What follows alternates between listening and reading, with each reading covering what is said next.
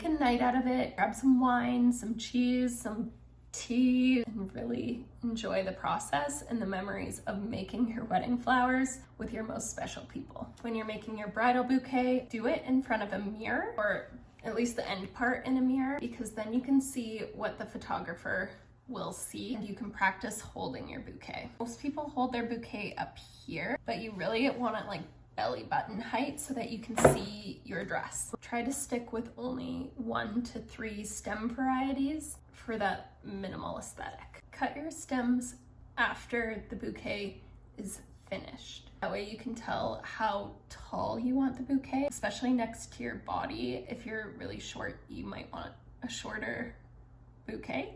If you're taller, you might want it to be a little bit longer. Have an area or a box or some type of container off to the side that you can put the scraps or the extras that kind of come off of the bigger stems. At the end, you can use those to make your boutonnières or other small pieces like corsages or flower crowns.